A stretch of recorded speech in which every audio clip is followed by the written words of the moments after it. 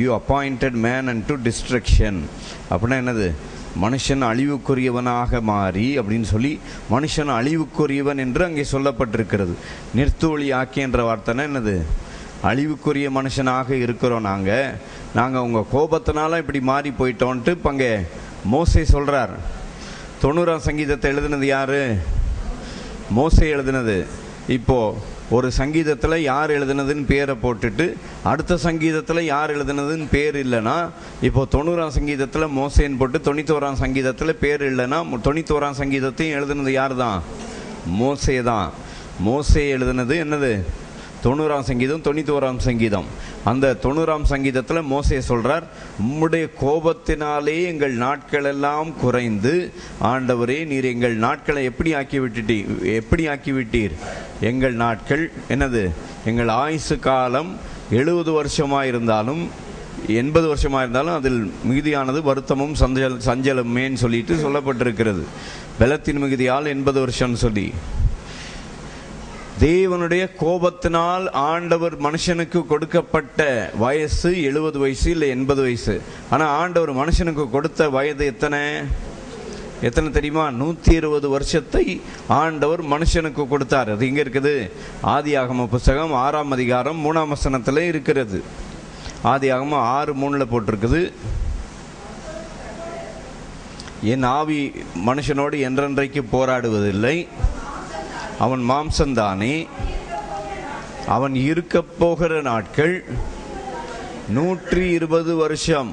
கவனிக்கிறீங்களா? Hello, உங்களுக்கும் எனக்கும் ஆண்டவர் கொடுத்த வருஷங்கள் இந்த உலகத்தில் எவ்வளோ நாள் ஆண்டவர் நீங்கள் வாழணும்னு விரும்புகிறாரு? 120. ஒரு சிலர் 25% வந்திருப்பீங்க, ஒரு சிலர் பாதி 50% வந்திருப்பீங்க. 60 வயசு வரைக்கும் வந்த ஆள் யாரு? 50% சொல்லி அர்த்தம். ஆண்டவர் உங்களுக்கு எல்லாருக்கும் மனுஷருக்கு கொடுத்தது 120 வருஷம். விளங்குதா? ஆண்டவருடைய கோபத்தினாலே மோசே சொன்னது 70 அல்லது 80 சொல்லி. ஆனால் அந்த 120 வருஷம் சொல்லி எழுதின மோசே எவ்வளோ நாள் உயிரோடு இருந்தார்? மோசே 120 வருஷம் உயிரோடு இருந்தார். எழுதின மோசே 120 வருஷம் உயிரோடு இருந்துட்டு, ஆனால் அவர் கூட வந்த வனாந்திரத்தில் வந்த ஜனங்களுக்கு எவ்வளோ தான் கொடுத்தாரு? 70 இல்லை 80 தான் கொடுத்தார். நீங்கள் நானும் எத்தனைக்கு டார்கெட் பண்ணணும்? 120க்கு டார்கெட் பண்ணுங்க. அதனால எனக்கு வயசாகி போச்சுன்னு 30 வயசுல 40 வயசுலாம் சொல்லிட்டு இருக்காதீங்க. விளங்குதா? உங்களுக்கு எனக்கு கர்த்தர் கொடுத்த வருஷம் எத்தனை? ஆயுசு நாட்கள் 120 வருஷங்கள். இங்கே மருத்துவத்தில் கூட என்ன சொல்கிறாங்கன்னா, மனுஷனுடைய சரீரம் உண்டாக்கப்பட்ட விதம் 120 வருஷம் வாழும்படியாக உண்டாக்கப்பட்டது என்று சொல்லி மெடிக்கலையும் ப்ரூவ் பண்ணி வச்சிருக்கிறாங்க. மெடிக்கலி ப்ரூவ் பண்ணி வேதத்தை நம்ம ப்ரூவ் பண்ண வேண்டிய அவசியமே இல்லை. ரோமர் 5:17 எல்லாரும் சொல்லுங்க, என்னது?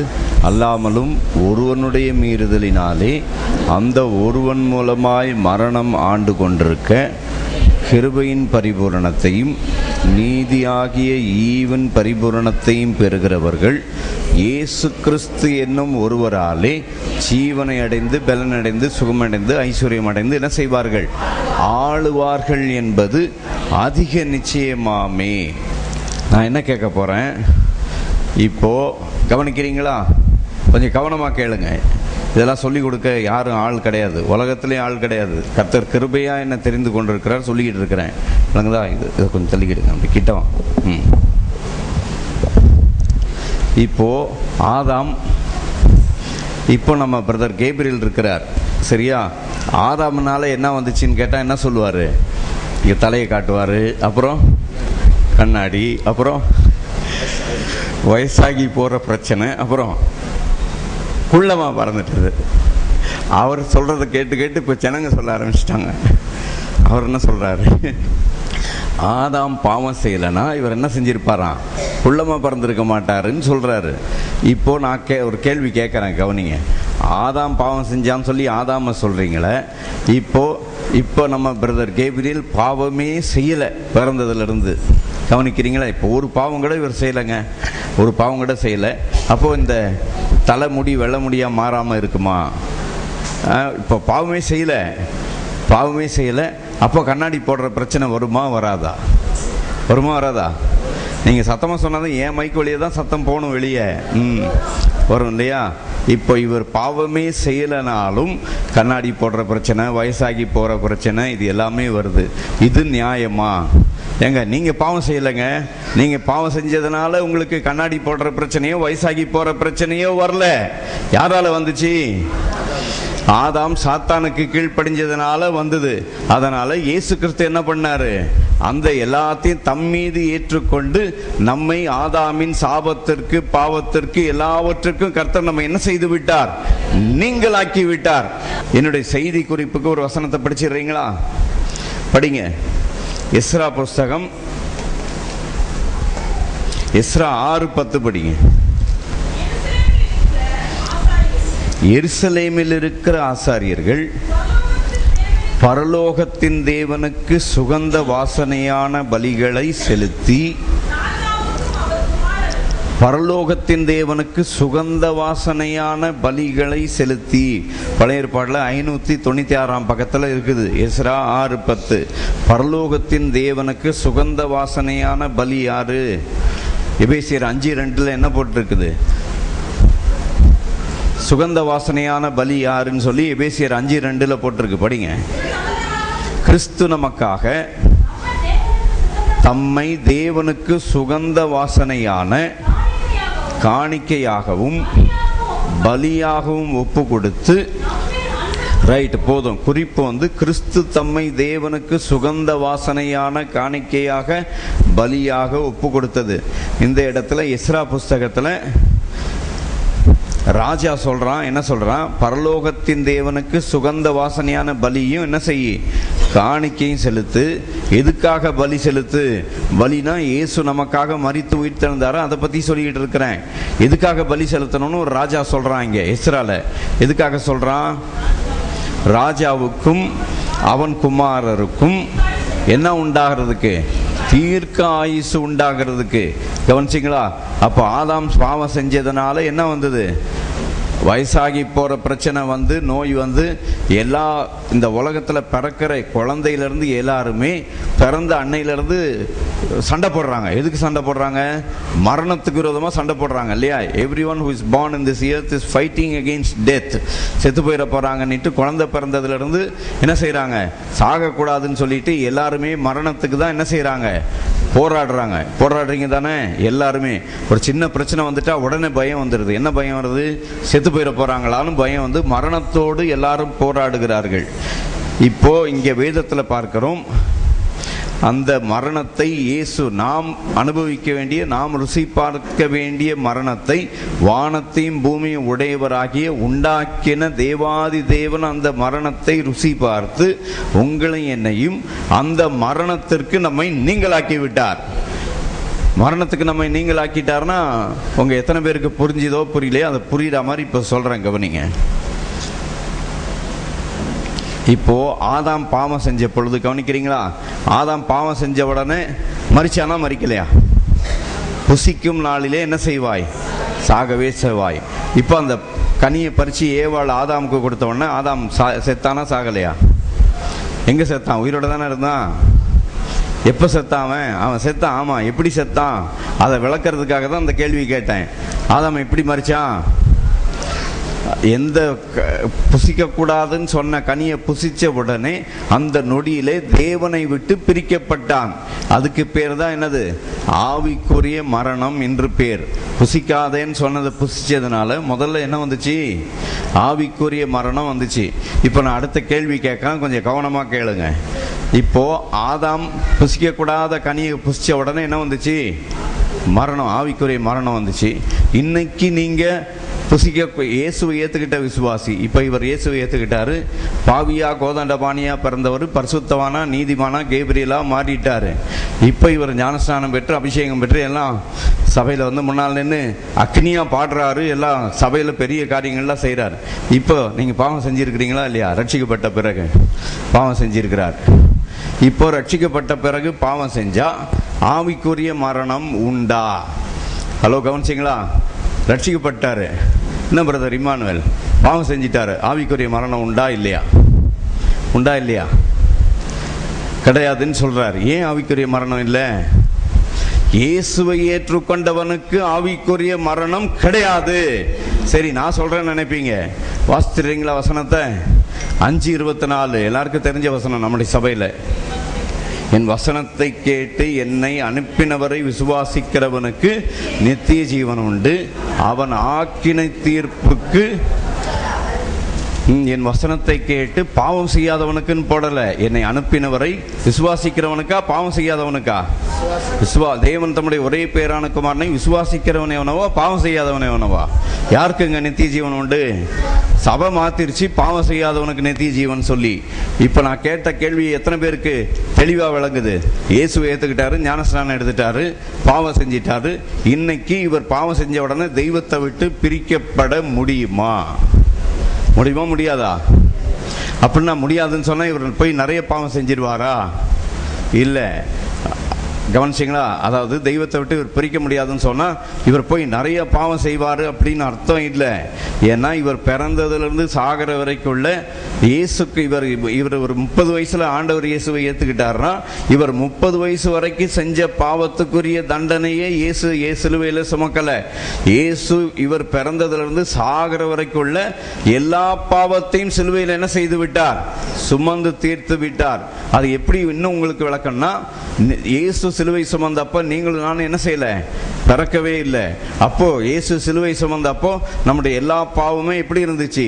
எதிர்காலத்தில் இருந்ததுனால இவர் 30 வயசுல இயேசுவை ஏத்துக்கிட்டாருன்னா 30 வயசு வரைக்கும் உள்ள பாவத்துக்குரிய தண்டனையை இயேசு சிலுவையில் செலுத்தினாரா? என்னுடைய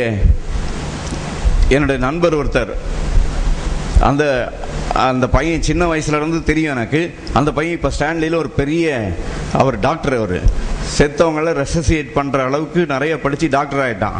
அவன்கிட்ட ஒரு நாள் பேசிக்கிட்டு இருந்தான். அப்போ ஆண்டவர் இயேசு உன்னை எவ்வளவு மன்னிச்சிருக்கிறாருன்னு கேட்டேன். அவன் என்ன சொன்னான்? நான் இயேசு ஏத்துக்கிட்ட வரைக்கும் மன்னிச்சிட்டாரு, அதுக்கப்புறம் ஒவ்வொரு நாளா என்ன செய்யணும்? அன்னன்னைக்கு செய்யற பாவத்துக்கு அவர்கிட்ட போய் பரிகாரம் தேடணும் அப்படின்னு சொன்னான். கவனிக்கிறீங்களா? இயேசு ஏத்துக்கிட்ட நாள் வரைக்குரிய பாவத்துக்குரிய தண்டனையே இயேசு சிலுவையில ஏத்துக்கல. நீங்க பிறந்ததுல இருந்து சாகர வரைக்குள்ள எல்லா பாவத்துக்குரிய கரையத்தை சிலுவையில இயேசு செலுத்தினாரா இல்ல 30 வயசு வரைக்கும் செலுத்தினாராங்க?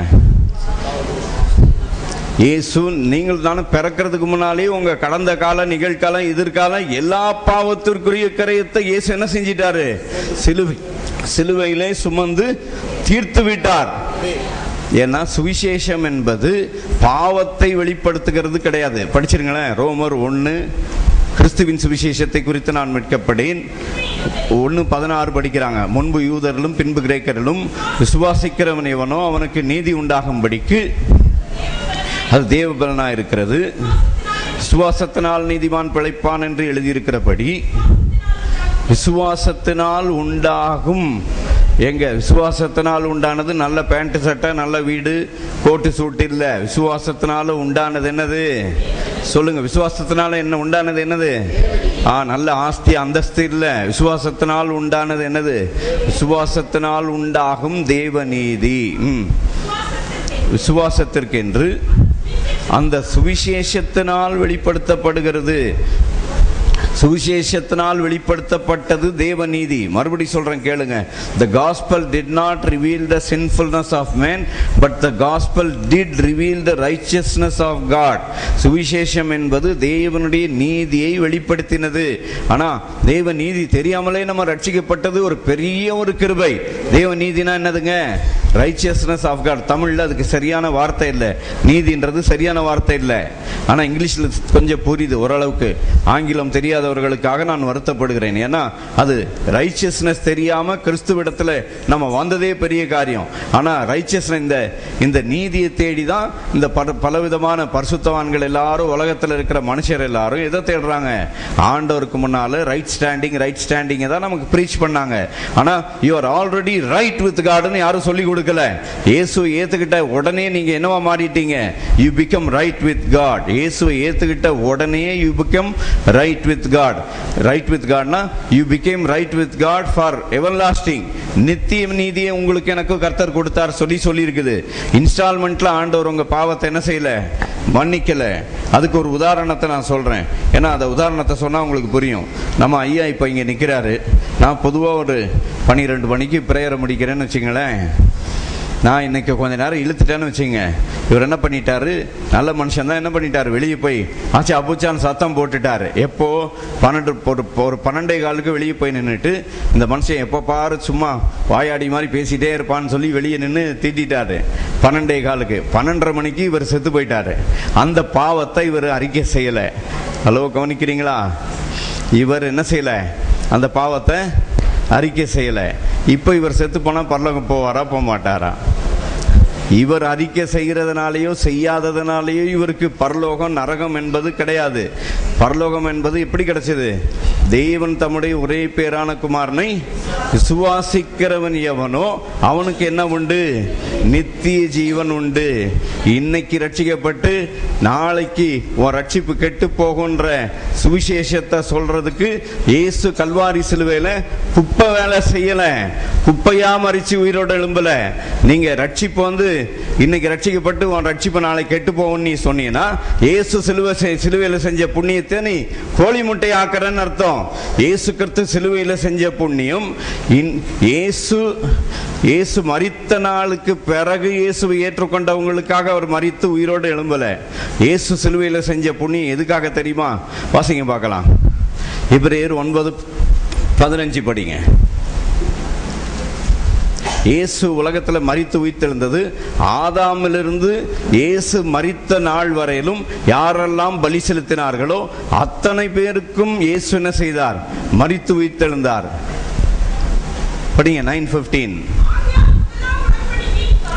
முதலாம் உடன்படிக்கையின் காலத்திலே நடந்த அக்கிரமங்களை நிவர்த்தி செய்யும் பொருட்டு, முதலாம் உடன்படிக்கையின் காலத்தில் நடந்த அக்கிரமத்தை நிவர்த்தி செஞ்சிட்டாரு. முதலாம் உடன்படிக்கைனா என்னது?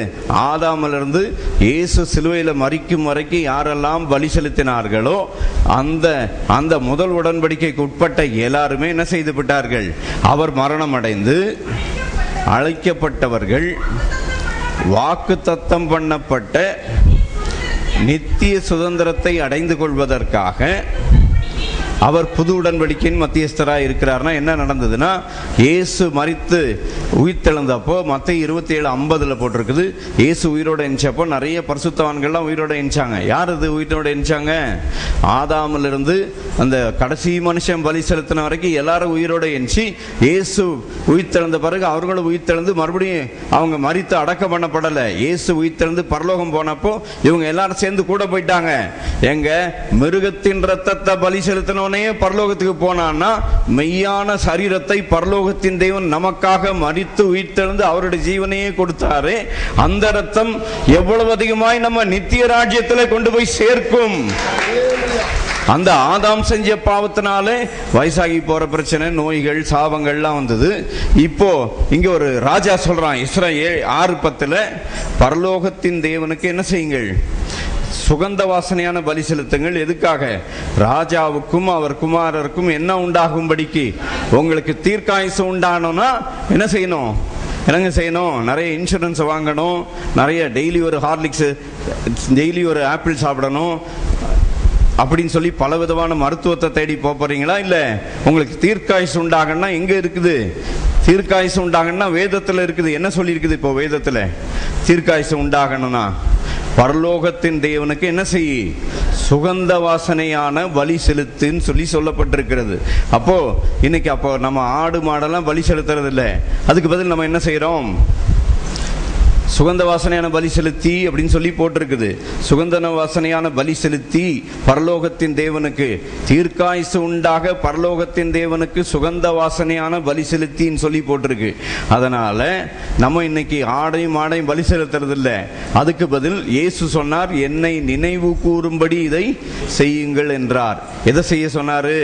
அவர்கள் அங்கே எகிப்துல என்ன செஞ்சாங்க? நிழலாட்டமான ஒரு ஆட்டை பலி செலுத்தி அந்த ஆட்டின் ரத்தத்தை வாசல் நிலைக்கால்களிலே பூசினவர்களுக்கு அங்கே வேதத்தில் சொல்லப்பட்டிருக்கிறது. யாத்திராகம் 12:36 சங்கீதம் 105:37 சொல்லப்பட்டிருக்கிறது. அப்பொழுது அவர்களை வெள்ளியோடும் பொன்னோடும் புறப்பட பண்ணினார், அவர்கள் கோத்திரத்தில் பலவீனப்பட்டவன் ஒருவனும் இருந்ததில்லை. அப்போ பலவீனத்திலிருந்து விடுதலை பெறணும்னா என்ன செய்யணும்? என்னுடைய பலவீனத்தை இயேசு சுமந்து விட்டார். என்னுடைய மரணத்தை, சாபத்தை, தரித்திரத்தை சிலுவையிலே சுமந்ததை நினைத்து கர்த்தருடைய பந்தியில பங்கு பெறுகிறவர்களுக்கு இளமை உண்டாகும். எங்க இளமை சபையில இருக்குது. இளமை ஃபேர் அண்ட் லவ்லில இல்ல, நிவியாலையும் ஃபேர் அண்ட் லவ்லிலையும் இளமை இல்லை. இளமை எங்க இருக்குது? சபையில இருக்குது. ஆண்டவர் சபை எப்படி மாத்தி இருக்கிறார் தெரியுமா உங்களுக்கு? எபேசியர் 5:26 போட்டிருக்குது. உங்களை இனி ஆண்டவர் எப்படி மாத்தி இருக்கிறாருன்னு சொல்லி. தாம் அதை திருவசனத்தை கொண்டு தண்ணீர் முழுக்கினால் சுத்திகரித்து பரிசுத்தமாக்குகிறதற்கும் கரை திரை முதலானவைகள் ஒன்றுமில்லாமல். கரை திரை எங்க? கரைனா என்னதுங்க? கரைனா எல்லாருக்கும் தெரியும். உங்கள் சட்டையில் கரை பட்டுதுன்னா என்னன்னு சொல்லி இங்கே உலகத்தான் சொல்கிறான் டிவியில். கரைப்பட்டா நல்லதுன்னு சொல்லு, என் சோப்பை போடு கரையெல்லாம் போயிடும் அப்படின்னா. ஆனால் உங்களை இன்னும் ஆண்டவர் கரை கூட, ஒரு சின்ன கரை கூட இல்லாமல் இயேசு கிறிஸ்துவின் ரத்தம் பரிபூர்ணமாக தூய்மையாக சுத்திகரித்திருக்கிறது. அந்த இயேசுவை பற்றி நான் சொல்லிக் கொண்டிருக்கிறேன். சரி, கரை என்பது புரிஞ்சுது. திரைனா என்னது? இங்கிலீஷில் என்ன போட்டிருக்கு தெரியுமா? ஸ்பாட் ஆர் ரிங்கிள் அப்படி சொல்லியிருக்குது. திரைன்னா என்ன தெரியுமா? இங்கே வாங்கய்யா, இந்த நிற்கிறார் பாருங்க, இவர் முகத்தை கொஞ்சம் பாருங்க. இவர் முகத்தில் என்ன கிடையாது? சுருக்கமே கிடையாது. ஸ்பாட் ஆர் ரிங்கிள்னா கரை, திரைனா சுருக்கம்னு அர்த்தம். அப்படி ஆண்டவர் இயேசு சபையை இளமையாக பார்க்கிறார். ஆண்டவர் உங்களை என்ன செய்யறாரு அப்படின்னு சொல்லிட்டு சபையை கர்த்தர் இளமையாக பார்க்கிறாருன்னு சொல்லிட்டு அங்க பின்னால் என்ன தெரியுமா சொல்லி இருக்குது? நான் கிறிஸ்துவின் சபை குறித்து சொல்லுகிறேன் என்று சொல்லி புருஷனும் மனைவியும் குறித்த அன்பை குறித்து சொல்லப்பட்டிருக்கிறது. என்ன சொல்லியிருக்குன்னா, புருஷனையே உங்க மனைவி கிட்ட என்ன செய்? கர்த்தருக்குள் அன்பு கூறு. எப்படி அன்பு கூறு அப்படின்னா என்ன அர்த்தம்னா, உன மனைவி நீ எப்படி பாரு.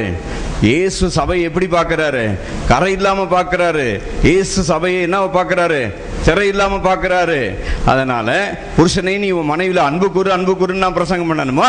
இல்ல, இயேசு இப்படி சபையை பார்க்கிறாரு. கிறிஸ்து சபையில் அன்பு கூர்ந்தது போல புருஷர் மனைவியில் அன்பு கூறுங்கன்னா என்ன அர்த்தம்? உங்க மனைவி எப்படி நீங்க பார்க்கணுமா? கரை இல்லாம பார்க்கணும்னு சொல்லி இருக்குது. அப்போ கிறிஸ்துவின் அன்பினால பார்க்கணும்னா என்ன? ஏற்கனவே அவரும் சொன்னார், நான் மறுபடியும் சொல்றேன். கிறிஸ்து சபையை எப்படி பார்க்கிறாரு? நாம் பாவியா இருக்கும்போது அன்பு கூர்ந்தார், சத்ருவா இருக்கும்போது அன்பு கூர்ந்தார். அப்புறம் இப்படி பலனற்றவர்களா இருக்கும்போது ரோமர் 5:8, ரோமர் 5:10, 5:6 இப்படி கிறிஸ்து சபையில என்ன செய்தார்? அன்பு கூர்ந்து உங்களுக்கு எனக்கும் இந்த கர்த்தருடைய பந்தியில பங்கு பெற்றால் இளமை உண்டாகிறது. அவர்கள் கோத்திரத்தில் பலவீனப்பட்டவன் ஒருவனும் இருந்ததில்லை. யாரா சொல்லி கொடுத்தாங்களா உங்களுக்கு? சின்ன வயசுல இருந்து கர்த்தருடைய பந்தியில பங்கு பெற்றா நீ செத்து போயிடுவ, பங்கு பெறாதான்னு சொல்லி தான் பயம் காமிச்சாங்க. ஆனா கர்த்தருடைய பந்திக்கு அபாத்திரன் யார் தெரியுமா? அதையும் சொல்லிடுறேன். 1 கொரிந்தியர் 11 என்ன போட்டிருக்கு? படிங்க பார்க்கலாம். அபாத்திரமாய் போஜனபானம் பண்ணுகிறவன் கர்த்தருடைய சரீரம் இன்னதென்று நிதானித்து அறியாததினால் தனக்குத்தானே ஆக்கினை உண்டாகும்படிக்கு போஜனம் பண்ணுகிறான். எங்க பாவம் செஞ்சவன் கர்த்தருடைய பந்தியில பங்கு பெறாதன்னு சொல்லல. யார் கர்த்தருடைய பந்தியில பங்கு பெறக்கூடாது? கர்த்தருடைய சரீரம் இன்னதென்று நிதானித்து அறியாதவன் தான் என்ன செய்யக்கூடாது? கர்த்தருடைய பந்தியில பங்கு பெறக்கூடாது. பாவம் செஞ்சவன் பங்கு பெறக்கூடாது.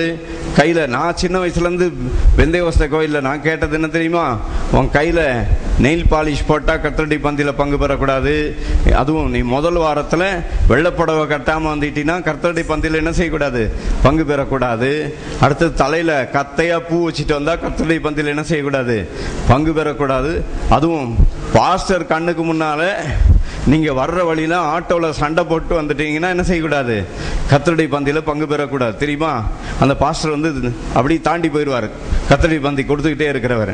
அப்புறம் சர்ச்சை முடிச்சு, ஏன் பாஸ்டர் எனக்கு கொடுக்கலன்னு கேட்டா, நீ ஆட்டோல சண்டை போட்டு வந்தேன்னு சொல்லுவாரு பாஸ்டர். தெரியுமா?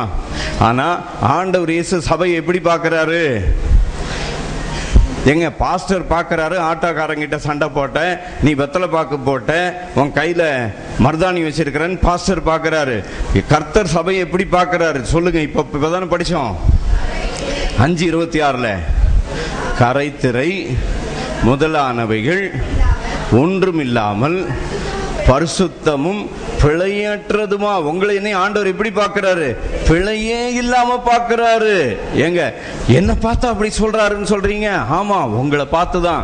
நீங்க வழியில வரும்போது ஆட்டோக்காரங்கிட்ட சண்டை போட்டீங்க, பஸ்ல கூட டிக்கெட் எடுக்காம கூட வந்துட்டீங்க. ஆனா உங்களை தான் ஆண்டவர் பார்த்து சொல்றாரு, நீ என்ன செய்துட்ட? பரிசுத்தமும் பிழையற்றதுமான சபைன்னு சொல்லி சொல்றாருன்னா, நீ என்ன செஞ்சே செய்யலன்றத வச்சு சொல்லல, கல்வாரி சிலுவையில இயேசு கிறிஸ்து என்ன செஞ்சாருன்றத வச்சு அங்கே சொல்லப்பட்டிருக்கிறது. விளங்குதா? நீங்க என்ன செஞ்சீங்க செய்யலன்றது சுவிசேஷம் இல்லை.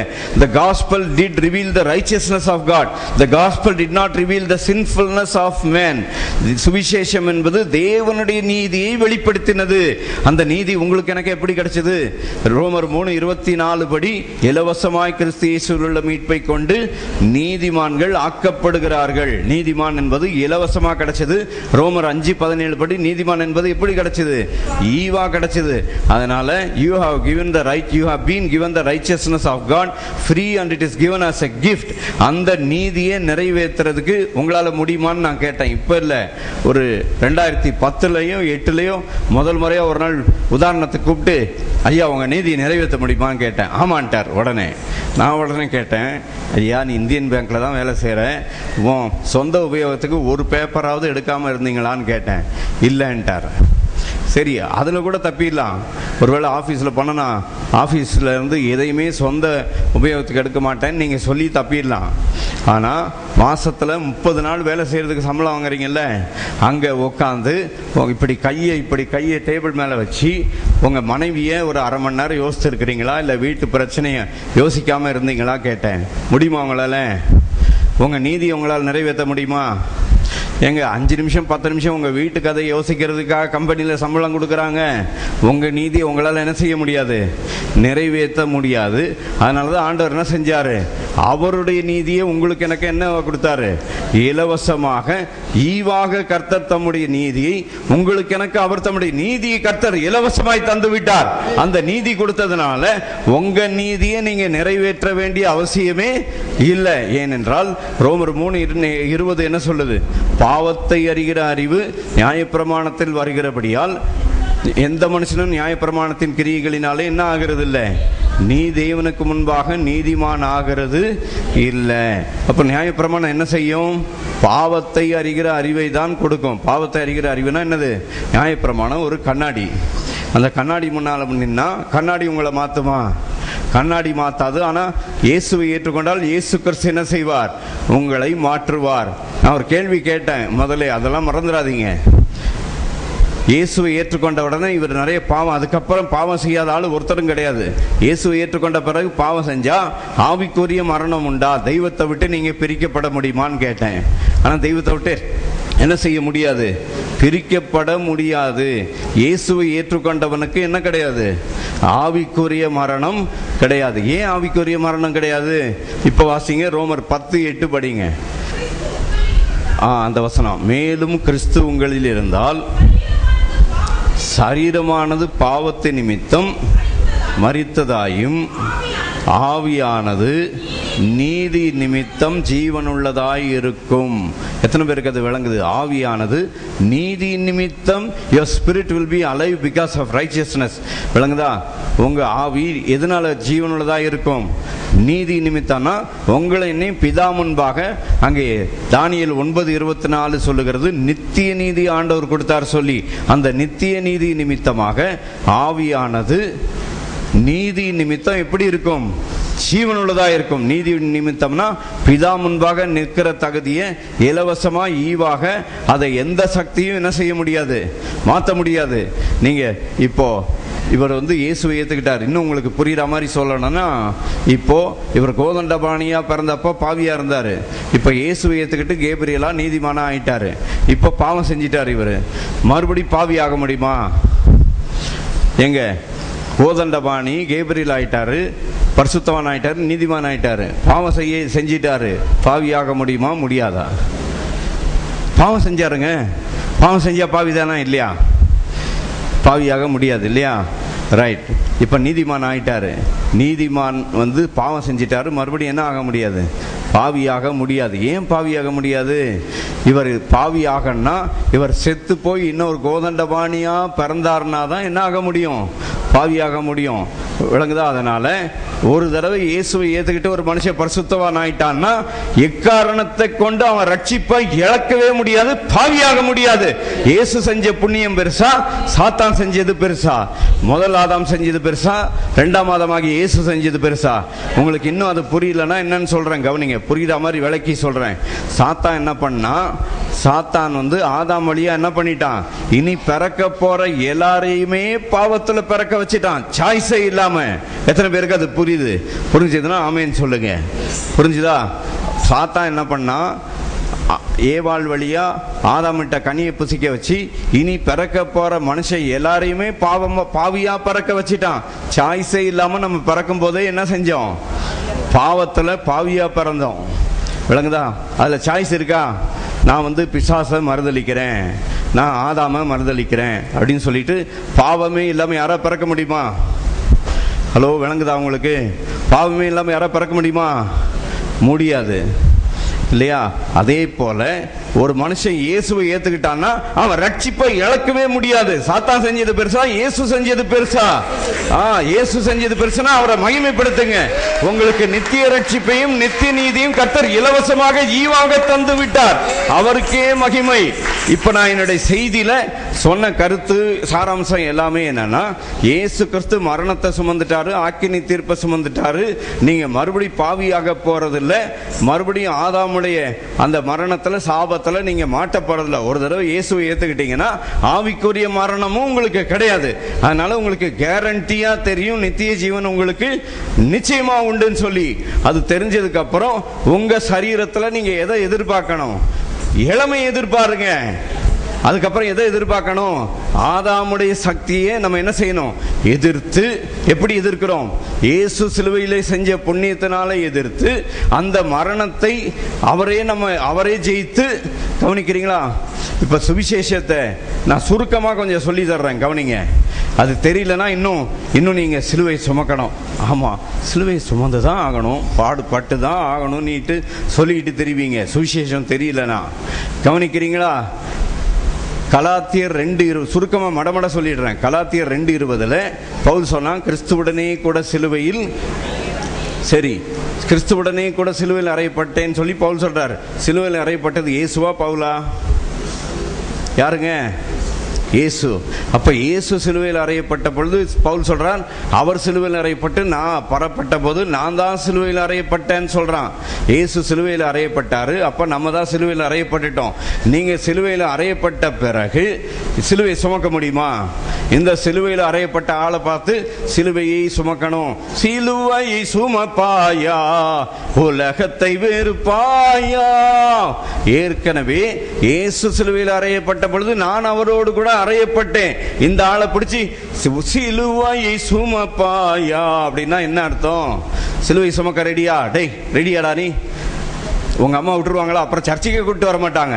பாஸ்டர் சர்ச்சைக்கு வந்தா சிலுவை சுமக்க சொல்றாருன்னு. சிலுவை சுமக்க சொல்றாருன்னா உங்களை பாடு அனுபவிக்க சொல்றாங்கன்னு அர்த்தம். இயேசு பாடு அனுபவித்த பிறகு நீங்கள் அவர் சுமந்த பாடுகளை சுமக்க வேண்டிய அவசியம் இல்லை. அதுதான் நல்ல செய்தி. இயேசு சிலுவை சுமந்த பொழுது நீங்க சிலுவை சுமந்துட்டீங்க. அடுத்தது சிலுவை சுமந்த பிறகு என்ன நடக்குது? அடுத்தது சிலுவை சுமந்த பிறகு, சிலுவை இயேசு சுமந்த பிறகு அவருக்கு என்ன நடந்துச்சு? சிலுவையில் மரித்து. சிலுவை சுமந்த பிறகு என்ன செஞ்சாரு? இயேசு சிலுவையில மரிச்சாரு. இயேசு சிலுவையில மரிச்சப்ப இயேசு சிலுவையில மரிச்சாரா, நீங்க சிலுவையில மரிச்சீங்களா? கொலோசியர் 3:3 என்ன சொல்லுது? இயேசு சிலுவையிலே மரித்த பொழுது நீங்கள் மரித்தீர்கள், உங்கள் ஜீவன் கிறிஸ்துவுடனே கூட தேவனுக்குள்ள என்ன செய்யப்பட்டிருக்கிறது? மறைந்திருக்கிறது. எங்க இந்த சுவிசேஷம்லாம் நமக்கு தெரியல, யாரும் சொல்லிக் கொடுக்காதனால ஏமாத்திட்டு இருக்கிறாங்க. நீ சிலுவை சுமக்கணும், நீ என்ன செய்யணும்? பாடு அனுபவிக்கணும், நீ அதை செய்யணும், இதை செய்யணும், லொட்டு பண்ணணும், லொசுக்கு பண்ணணும்னு சொல்லிட்டு இருக்கிறான். ஆனா இயேசு சிலுவை சுமந்தாரு, அவர் மரித்த பொழுது நாம் அவரோடு கூட மரித்தோம். மரித்த பிறகு அடுத்தது என்ன நடக்கும்? செத்து போனதுக்கு அப்புறம் என்னங்க பண்ணுவாங்க? நல்ல வாசனெல்லாம் போட்டு வீட்டில் பத்திரமா வச்சுப்பீங்களா? செத்து போனதுக்கு அப்புறம் என்ன செய்வோம்? அடக்கம் பண்ணப்பட்டு, இயேசு சிலுவையில் அடக்கம் பண்ணப்பட்ட பொழுது கொலோசியர் 2:13 சொல்லுது, ஞானஸ்நானத்திலே நாம் அவரோடு கூட அடக்கம் பண்ணப்பட்டோம். இயேசு சிலுவை சுமந்தப்போ நம்ம சுமந்தாச்சு. இயேசு சிலுவையில் மரித்தது யாரு? நம்ம மரிச்சோம். அவர் மரித்த பிறகு அவர் அடக்கம் பண்ணப்பட்ட பொழுது யார் அடக்கம் பண்ணப்பட்டது? யாரு? நம்ம அடக்கம் பண்ணப்பட்டோம். அடக்கம் பண்ணப்பட்ட பிறகு என்ன நடந்தது? 3ஆம் நாள் இயேசு உயிரோடு எழுந்தார். இயேசு உயிரோடு எழுந்தாரா? நீங்க உயிரோடு எழுந்தீங்களா? சொல்லுங்க. உயிரோடு எழுந்தவங்களா, உயிரோடு இருக்கிறவங்களா ஒரு அலையிலே சொல்லுங்க. இயேசு உயிர்ப்பிக்கப்பட்ட பொழுது நாம் உயிர்ப்பிக்கப்பட்டோம். அதுதான் நல்ல செய்தி. அதனாலதான் இயேசுவை ஏற்றுக்கொண்டவன் என்ன செய்ய முடியாது? பாவம் செஞ்சாலும் மரிக்க முடியாது. நாம் அவரோடு கூட உயிர்ப்பிக்கப்பட்டோம். இயேசு உயிர்த்தெழுந்தவர் மரிக்க முடியுமா? இன்னொரு தடவை மரிப்பாரா? 1 கொரிந்தியர் 15 சொல்லி இருக்குது, கிறிஸ்து மரித்தோரிலிருந்து உயிர்த்தெழாவிட்டால் நீங்கள் இன்னும் உங்கள் பாவங்களில் இருப்பீர்கள். அப்படின்னு அர்த்தம் என்னன்னா, இயேசு கிறிஸ்து மரித்தோரிலிருந்து உயிர்த்தெழுந்ததனால நீங்கள் இனிமேல் உங்கள் பாவங்களிலே கிடையாது. ஏன் கிடையாதுன்னு சொல்றோம்? நாங்க பாவம் இல்லைன்னு சொல்லல. அந்த பாவத்திற்குரிய பரிகாரத்தை இயேசு சிலுவையிலே செய்து நம்மை அந்த பாவத்தின் தண்டனைக்கும் அந்த பாவத்தின் விளைவுக்கும் கர்த்தர் நம்மை நீங்களாக்கி விட்டார். ஆகவே இன்னும் சிலுவை சுமக்கணும் சொல்லிட்டு, சிலுவை சுமக்கணும்னா நல்ல பாரமா ஒரு சிலுவை செஞ்சு நான் கூட வச்சிருக்கிறேன். சிலுவை என்ன இருக்கு இங்க பக்கத்துல, இந்த லெப்ட்ல இருக்கு பாருங்க, வெயிட்டா செஞ்சு வச்சிருக்கிறேன்.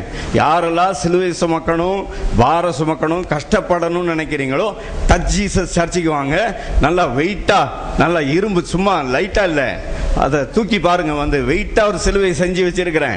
சுமக்கணும்னு நினைச்சீங்கன்னா இங்க இருந்து அப்படியே போயிட்டு சர்ச்சை சுத்தி ஒரு ரவுண்டு சிலுவை சுமந்துட்டு வந்து இங்க வந்து வச்சுட்டு, அடடா இந்த பாரம் எனக்கு வேண்டான்னுட்டு, சீச்சி இந்த பாரம் வேண்டான்னு சொல்லிட்டு போவீங்க.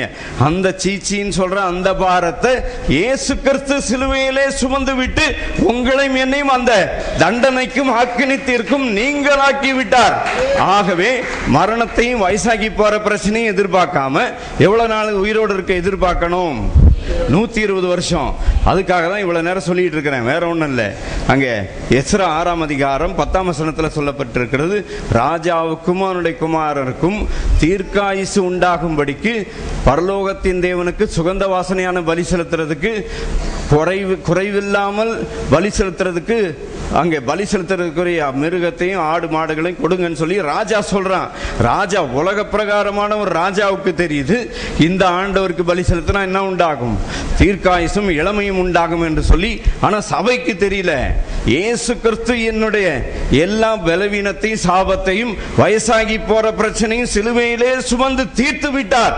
எத்தனை பேர் நம்புறீங்க? சரி, அந்த இளமையின் அளவு என்னன்னு சொல்லி வேதத்துல பார்த்துடலாமா? பார்த்துட்டு நான் உங்களுக்காக ஜெபம் பண்றேன். ஏன்னா அதுல இன்னும் 6:10 இன்னும் கொஞ்சம் விளக்கம் இருக்குது. எஸ்ரா 6:10 என்கிட்ட வந்து ஒரு நியூ இங்கிலீஷ் டிரான்ஸ்லேஷன் ஒரு பைபிள் இருக்கு. அதில் என்ன போட்டிருக்கு தெரியுமா? Offer incense to the God of heaven and for the king to get fortune for the king and his family ன்னு போட்டிருக்குது. தீர்க்காயுசு மட்டும் இல்ல, ராஜாவுக்கு ஃபார்ச்சூன். என்னது? ஆச்சரியமான ஆசீர்வாதம் ராஜாவுக்கும் அவன் குமாரருக்கும் கிடைக்கும்படியாக பலி செலுத்துங்கள் சொல்லி இருக்குது. உங்களுக்கு எனக்கு ஃபார்ச்சூன் வேணுமா வேண்டாமா? எங்க ஃபார்ச்சூன்னா மிகுந்த ஆசீர்வாதம், சிறப்பான ஆசீர்வாதம் சொல்லலாமா? ஃபார்ச்சூன் வேணும்னா சிறப்பான ஆசீர்வாதம் சொல்லலாம். அங்க எஸ்ரா 6:10 இங்கே என்கிட்ட இன்னொரு 4-5 பைபிள் வச்சிருக்கிறேன். இதுல அதுல என்ன போட்டிருக்குது? pray to the God of heaven by the sacrifice to get fortune for the king and for his family அப்படின்னு போட்டிருக்குது. ராஜாவுக்கு மட்டும் இல்ல, ராஜாவுடைய குடும்பத்தாருக்கும் சிறப்பான ஆசீர்வாதமும் இளமையும் உண்டாகும்படிக்கு இந்த தேவனுக்கு பலி செலுத்துங்கள்னு உலக பிரகாரமான ஒரு ராஜா சொன்னான். அதே போல இன்றைக்கு நாம் இந்த இடத்துல நாம் கர்த்தருடைய பந்தியில இப்ப பங்கு பெற போகிறோம். அந்த கர்த்தருடைய பந்தியில அந்த இளமையின் அளவை குறித்து யோபு, கவனிச்சிங்களா? யோபுக்கு தெரியுங்க கர்த்தருடைய பந்தியை பத்தி. பழைய ஏற்பாடுல யோபு பக்தன் கர்த்தருடைய பந்தியை பத்தி அறிந்திருக்கிறான். அங்க போட்டிருக்கு பாருங்க, 33:25 படிங்க பார்க்கலாம். அப்பொழுது அதுக்கு முந்தின வசனம் படிங்க. அவர் அவனுக்கு இறங்கி அவன் படுகொலியில் இறங்காதபடிக்குன்னு, கவனிச்சிங்களா? படுகொலினா பாதாளத்துல இறங்காதபடிக்குன்னு யோபு எழுதி வச்சிருக்கிறான். படுகொலியில் இறங்காதபடிக்கு நீர் அவனை ரட்சியும், மீட்கும் பொருளாக இயேசு கிறிஸ்துவை நான் கண்டுபிடித்தேன் என்று யோபு பழைய உடன்படிக்கையில் இருக்கிறவனே சொல்றான். ஆனா புது உடன்படிக்கையில் இருக்கிற ஆளுக்கு தெரியல, ரொம்ப ரொம்ப கேவலம். ஏன்னா பழைய உடன்படிக்கையில் இருந்த யோபுவே இயேசுவை என்ன செஞ்சிட்டான்? கண்டுபிடிச்சிட்டான். படிங்க. இப்போ மீட்கும் பொருளை கண்டுபிடிச்ச பிறகு என்னவா? அப்பொழுது அவன் மாம்சம் வாலிபத்தில் இருந்ததை காட்டிலும் ஆரோக்கியம் அடையும், தன் வாழ வயதின் நாட்களுக்கு திரும்புவான். இங்கிலீஷ்ல என்ன போட்டிருக்கு தெரியுமா? His flesh shall be fresher than a child. His flesh shall be fresher than a child. அதாவது தமிழ்ல வந்து வாலிப வயசுக்கு தான் திரும்புவான் போட்டிருக்குது. அங்கே இங்கிலீஷ்ல என்ன போட்டிருக்குது? அவனுடைய மாம்சம் சிறு குழந்தையின் மாம்சத்தை போல மாறும் சொல்லி போட்டிருக்குது. சிறு குழந்தையின் மாம்சத்தை போல மாறும் சொல்லி உங்களுக்கு நம்பிக்கை இல்லையா? அதுக்கு வேதத்துல இன்னொரு வசனம் தர்றேனா, சிறு பிள்ளையின் மாம்சத்தை போல ஒரு மனுஷனுடைய மாம்சம் மாறிச்சு. 2 ராஜாக்கள் 5:14 போட்டிருக்குது. நாகமான் என்ற ஒரு மனுஷனுக்கு குஷ்டரோகம் இருந்தது. அவனை பார்த்து 7 தடவை போய் யோர்தான்ல முங்குன்னு சொல்லி தீர்க்கதரிசி சொன்னப்போ 7 தடவை முங்கி வெளியே வந்த உடனே அப்பொழுது அவன் மாம்சம் சிறு பிள்ளையின் மாம்சத்தை போல மாறிற்று என்று சொல்லப்பட்டிருக்கிறது. அதனால உங்க மாம்சத்தை மாறணும்னா எப்படி? சிறு பிள்ளை மாம்சத்தை போல மாறுற அளவுக்கு என்ன செய்யணும்? வயசு திரும்புறதுக்கு நீங்க டாக்டர் கிட்டேயோ மருந்தோ மாத்திரையோ, இப்ப எல்லாம் என்னவா? இங்கிலீஷ் மெடிசன் கிடையாதா? அலோபதி கிடையாதா? என்னவா? அதுக்கு பதில் என்னவா? அதுக்கு பதில் தமிழ் மருந்து நிறைய என்ன சொல்றாங்க? எல்லாமோ பேர் ஆயுர்வேதம், என்னெல்லாமோ வேதம்லாம் இருக்குது. எதுக்கு? இளமை உண்டாக்குறதுக்கு வச்சிருக்கிறான். பேப்பர்ல போடுறான், நீ VLCC வா, அங்க வா, இங்க வான்னிட்டு. உனக்கு இளமை வேணும்னா அங்க நேத்து பேப்பர்ல பார்த்தேன், நாங்க ஃப்ரீயா 30 கிலோ குறைக்கிறோம், அதுக்கப்புறம் ட்ரீட்மெண்ட்டுக்கு நீ காசு கொடுத்தா போதுங்கிறான். என்னவா? உடம்பு பெருசா இருந்தா 30 கிலோ ஃப்ரீயா குறைக்கிறானா? கவனிச்சிங்களா? குறைக்கிறான்னா இளமை உண்டாக்குறதுக்கு உலகம் வழியை தேடிக்கிட்டு இருக்குது. நீங்க இளமை உண்டாக்குறதுக்கு சபையில இருக்குதுன்னு நீங்க சொல்லாததுனால உலகத்துல இருக்கிற சினிமாக்காரன் பாட்டுல சொல்றான் இளமை இதோ இதோங்கிறான். அது என்னத்த சொன்னானே எனக்கு தெரியாது, நான் படத்தை எல்லாம் போய் பார்க்கல, காதுல விழுந்ததை சொல்றேன். சினிமாக்காரன் இளமை இதோ இதோங்கிறான். ஆனா இளமை எங்க இருக்குது? அவர் உன் அக்கிரமங்களை எல்லாம் மன்னித்து உன் நோய்களை எல்லாம் குணமாக்கி உன் பிராணனை அழிவுக்கு விலக்கி மீட்டு உன்னை கிருபையினாலும் இரக்கங்களினாலும் முடிசூட்டி நன்மையினால் உன் வாயை திருப்தியாக்குகிறார். கழுகுக்கு சமானமாய் உன் வயது. வயது என்ன செய்யுது? வயது திரும்பன்னு வேதத்துல போட்டிருக்குதுங்க. வயது திரும்பணும் சொல்லி வானத்தையும் பூமியும் உண்டாக்கினவருடைய வேத புஸ்தகத்துல இருக்குது. அப்போ அக்கிரமங்கள்லாம் மன்னிக்கப்பட்டா, நோயெல்லாம் குணமாக்கப்பட்டு அப்புறம் மரணத்தையே உங்களிலிருந்து நீக்கி விட்டார். மரணத்தையே நீக்கிட்டார்னா உங்க குற்ற உணர்வு தான் உங்களை சீக்கிரம் மரணத்தை கொண்டு வருது. ஆனா உங்களுக்கு எனக்கு குற்ற உணர்வுல இருந்து கர்த்தர் என்ன செஞ்சிட்டாரு? விடுதலை தந்து விட்டார். ஆகவே எத்தனை பேர் இயேசு கிறிஸ்து என்னை இளமையாய் சிறு பிள்ளையின் மாம்சத்தை போல என்னை மாற்ற விரும்புகிறார்? எத்தனை பேர் நம்புறீங்க? ஹல்லேலூயா! அப்படிப்பட்ட நம்பிக்கை உடையவர்கள் எல்லாரும் இந்த பந்தியில பங்கு பெறலாம். ஒரு சிலர் புதுசா வந்திருக்கிறீங்க, நான் வந்து இந்த பந்தியில பங்கு பெற மாட்டேன் அப்படின்னு சொல்லி ஓடிடாதீங்க. என்ன தெரியுமா? நான் சொல்ற ஜெபத்தை இப்ப சொல்லுங்க, நீங்களும் பங்கு பெறலாம். இயேசுவை சொந்த இரட்சகராக தெய்வமாக ஏற்றுக்கொண்ட எல்லாரும் கர்த்தருடைய பந்தியில என்ன செய்யலாம்? பங்கு பெறலாம். அதனால நான் பாவம் செஞ்சுட்டு வந்துட்டேன், இன்னும் என் பாவத்திலே இருக்கிறேன் அப்படின்னு சொல்லாதீங்க. இயேசுவே என்னுடைய எல்லா பாவத்தையும் சிலுவையிலே சுமந்து தீர்த்து விட்டபடியால் உமக்கு நன்றின்னு சொல்லிட்டு பங்கு பெறுங்க. இப்ப சொல்லாம எல்லாரும் சேர்ந்து சொல்லுங்க, ஆண்டவரே இயேசுவே என்னுடைய கடந்த கால, நிகழ்கால, எதிர்கால எல்லா பாவங்களையும் சிலுவையிலே சுமந்து பாவத்தின் தண்டனைக்கும் ஆக்கினை தீர்ப்புக்கும் என்னை நீங்களாக்கிவிட்டபடியால் உமக்கு ஸ்தோத்திரம். எனக்காக மரித்து உயிர்த்தெழுந்த இயேசு கிறிஸ்துவே ஆண்டவர், இயேசு கிறிஸ்துவே இரட்சகர் என்று முழு இருதயத்தோடு விசுவாசித்து அறிக்கையிடுகிறேன். இயேசுவே என் ஆண்டவராக இருக்கிறபடியால் உமக்கு நன்றி. இயேசு கிறிஸ்துவின் நாமத்தில் ஆமீன். விளங்குதா? வேதம் என்ன சொல்லுது? நீதி உண்டாக இருதயத்தில் விசுவாசிக்கப்படும், ரட்சிப்பு உண்டாக வாயினால் என்ன செய்யப்படும்? அறிக்கை பண்ணப்படும். ரட்சிப்பு உண்டாக வாயினால என்ன அறிக்கை செய்றீங்க? இயேசுவே ஆண்டவர்னு அறிக்கை செஞ்சா உங்களுக்கு என்ன கிடைக்குது? பாவத்திலிருந்து, சாபத்திலிருந்து, எல்லாத்திலிருந்து ரட்சிப்பு கிடைக்குது. அப்ப நம்ம சொல்ல வேண்டியது என்னது? இயேசுவே ஆண்டவர் தான் நம்ம சொல்ல வேண்டியது. இயேசுவே ஆண்டவர். பாடலாமா? கர்த்தரை மகிமைப்படுத்தலாமா? 3 கமான், குவிக். அப்படி இயேசுவே ஆண்டவர் சொல்லி கர்த்தரை மகிமைப்படுத்தி கர்த்தருடைய விடுதலை, நீங்க இயேசுவே ஆண்டவர் சொல்லும் பொழுது கர்த்தர் அந்த ரட்சிப்பை கொடுக்கிறவராய் இருக்கிறார். ரட்சிப்புனா வெறும் பாவத்திலிருந்து ரட்சிப்பு மட்டும் இல்ல, சாபத்திலிருந்து, எல்லா தீமையிலிருந்து கர்த்தர் நம்ம என்ன செய்கிறார்? ரட்சிக்கிறார். எல்லாரும் சேர்ந்து சொல்லாமா? இயேசுவே ஆண்டவர் மரணத்தினின்று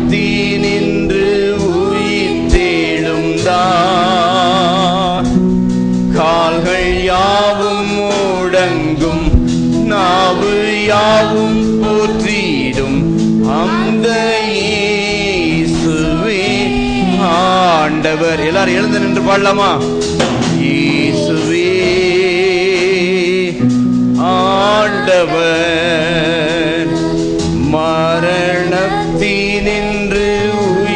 அவர் மட்டும் உயிரோடு எழும்பல, அவர் நம்மையும் அவரோடு கூட உயிர்ப்பித்து விட்டார். யாவும் முடங்கும், நாவு யாவும் போற்றிடும் அந்த இயேசுவே ஆண்டவர். இயேசுவே ஆண்டவர். Hold on. இப்போ கர்த்தரை ஆராதிக்க எழும்பி நிற்க சொன்னேன். இப்போ உங்களுக்கு காணிக்க கொடுக்கறதுக்கு நான் டைம் தர்றேன். பாஸ்டர் மறந்து விட்டுருவாருன்னு நினைச்சிடாதீங்க. மறந்துட்டேன்னா இப்போ இந்த ஆராதித்து முடிச்சு ஒரு பாட்டு பாடுறோம், அப்புறம் காணிக்க போடுங்க. மரணத்தினின்று உயிர்த்தெழுந்தார், கால்கள் யாவும் முடங்கும், நாவு யாவும் போற்றிடும் அந்த விடுதலை பெற்றுக் கொள்ளுகிற ஒரு நேரம் இது. என்னன்னால யாருக்கெல்லாம் என்ன பிரச்சனை இருக்குதோ இயேசுவே ஆண்டவர் சொல்லுங்க, உங்களுக்கு ரட்சிப்பு, விடுதலை இந்த நேரத்தில் கர்த்தர் கொடுப்பார். மரணத்தினின்று உயிர்த்தெழுந்தார், கால்கள் யாவும் முடங்கும், நாவு யாவும் போற்றிடும்.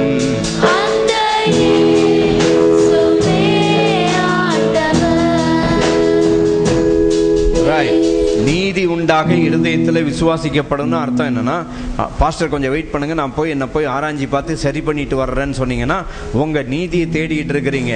நீதி ஆண்டவரே உம்முடைய நீதி எனக்கு தந்தபடியால் உமக்கு ஸ்தோத்திரம் என்று சொல்லி அப்படியே ஆண்டவரை உள்ளத்தில் ஏற்றுக்கொள்ளுகிற, என்னுடைய எல்லா பாவத்தையும் சிலுவையிலே மன்னித்து விட்டபடியால் உமக்கு நன்றி என்று சொல்லும் பொழுது அவருடைய ரட்சிப்பையும் அவருடைய இலவசமான ஈவையும் நாம் பெற்றுக்கொள்ளுகிறோம். அப்படிப்பட்ட இலவசமான ஈவை கர்த்தர் தந்து விட்டார்.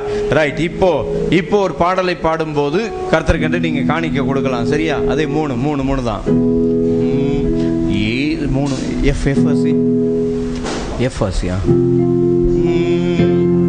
இயேசு நேசிக்கிறார், அவர் அன்பாய் நேசிக்கிறார். இயேசு நேசிக்கிறார், அவர் அன்பாய் நேசிக்கிறார்.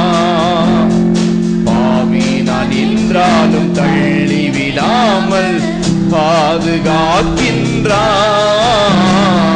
கிருபை தருகின்றார். பாவி நான் என்றாலும் தள்ளி விடாமல் பாதுகாக்கின்றார், கிருபை தருகின்றார். நேசிக்கிறார், அவர் அன்பாய் நேசிக்கிறார்.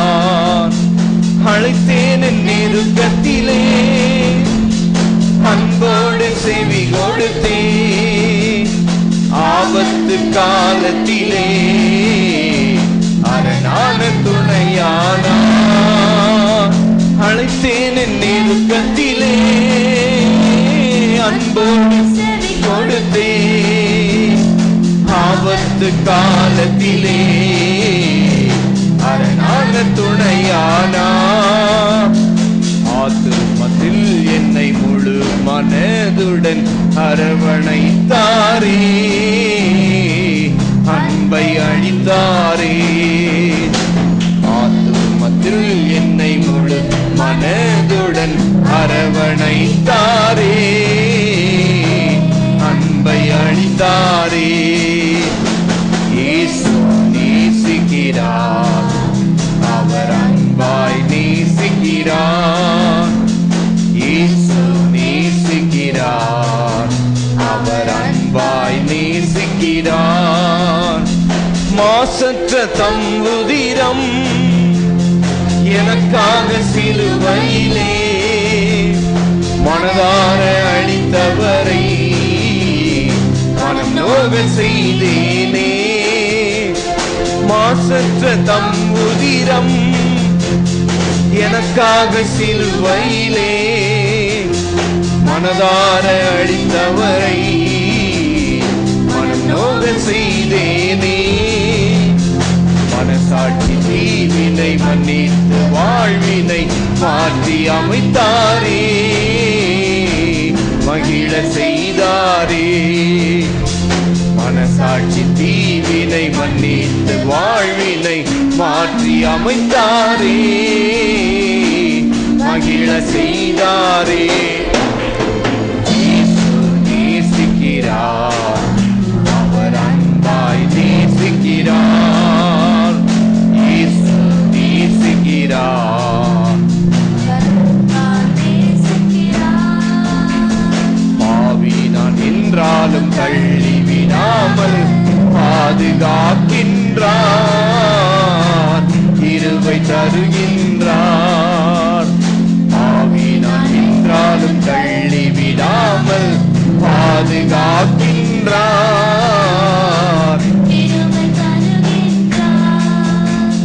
இயேசு நேசிக்கிறார், அவர் அன்பாய் நேசிக்கிறார்.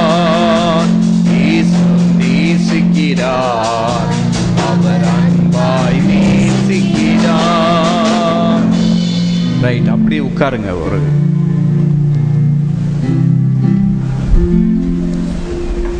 கவனிக்கிறீங்களா? போன புதன்கிழமை ஆரம்பித்து ஒவ்வொரு நாளும் சாயங்காலம் இங்கே 7 மணிலேருந்து 8 மணி வரைக்கும் இங்கே இயேசு கிறிஸ்து நமக்காக சிலுவையில் செய்து முடித்த அந்த பாக்கியத்தையும் நமக்கு கிடைத்த ஃபார்ச்சூன்ஸ் பார்த்தோம். இப்போ சிறந்த ஆசீர்வாதம் என்னன்றதை பற்றி தினமும் இங்கே சாம்பர் புதன்கிழமையிலேருந்து டெய்லி சாயங்காலம் இங்கே 7 மணிலேருந்து 8 மணி வரைக்கும் இங்கே டெய்லி தியானம் இங்கே நடந்து கொண்டிருக்கிறது. சபையார் மறந்துடாதீங்க. இன்றைக்கி போயிட்டு இதோடு அடுத்த ஞாயிற்றுக்கிழமை வராதிங்க. இன்றைக்கி போனீங்கன்னா நடுவில் ஒரு 2 நாள் விட்டுட்டு புதன்கிழமை சாயங்காலமாவது என்ன செய்யுங்க, வாங்க. வந்துட்டு இல்லை புதன்கிழமை வரலைன்னா வியாழக்கிழமையும் வெள்ளிக்கிழமையும் என்ன செய்யுங்க, வந்து அந்த நம்ம இங்கே வந்திருக்கிற கோயம்புத்தூர்லேருந்து வந்திருக்கிற இவர் நம்ம டாக்டர் ராஜா திலகர் கூட சொன்னார். என்ன சொன்னார்? கிறிஸ்து நமக்காக செய்து முடித்த எல்லா இடத்துல இங்கே நோட்டீஸ் ஒட்டி வச்சிருக்கிறோம். இயேசு கிறிஸ்து சிலுவையில் செய்து முடித்த வெற்றி பண்டிகை 40 நாட்கள் அப்படின்னு சொல்லி போட்டிருக்கோம். இயேசு சிலுவையில் செஞ்ச வெற்றி யாருக்கு? வெற்றி யாருக்குங்க? நமக்கு தானே. அந்த வெற்றியை கொண்டாடுறதுக்கு வாங்க, வேற எதுக்கும் வராதிங்க. இயேசு சிலுவையில் ஜெயிச்சுட்டு என்ன செஞ்சாரு? ஜெயிச்சுட்டு நீங்க தான் ஜெயிச்சிட்டீங்கன்னு சொல்லிட்டாரு. கவனிங்க, கிறிஸ்தவ வாழ்க்கை என்பது வெற்றியை நோக்கி இல்லை. கிறிஸ்தவ வாழ்க்கை ஆரம்பமே இங்கே தான், வெற்றியில தான் ஆரம்பம். அதனால நீங்க இன்னும் ஜெயிக்கணும், பாவத்தை ஜெயிக்கணும், உலகத்தை ஜெயிக்கணும், பிசாசு ஜெயிக்கணும் சொல்றதெல்லாம் பழங்காலத்து பிரசங்கம், வசனம் தெரியாம சொல்ற காரியம். ஏன்னா அங்கே 1 யோவான் 2:13 சொல்லுது. என்ன செய்திருக்கு? என்னன்னு போட்டிருக்காங்க? 2:13 வாலிபரே, பொல்லாங்கனை நீங்கள் என்ன செய்தீர்கள்? ஜெயித்ததினால். ஜெயிச்சிட்டீங்கன்னு போட்டிருக்குது. அப்போ இயேசு ஜெயிச்சப்போ நீங்கள் ஜெயிக்கல. நீங்க ஜெயிக்கலையா? இப்போ யார் ஜெயிச்சது? இயேசு ஜெயிச்சப்போ. அதை உங்களுக்கு புரிய வைக்கணும்னா என்னன்னு சொல்லணும்? ஏங்க, இப்போ கோலியாத்துக்கு விரோதமாக போய் நின்று ஜெயிச்சது யாரு? பிரபாகர்.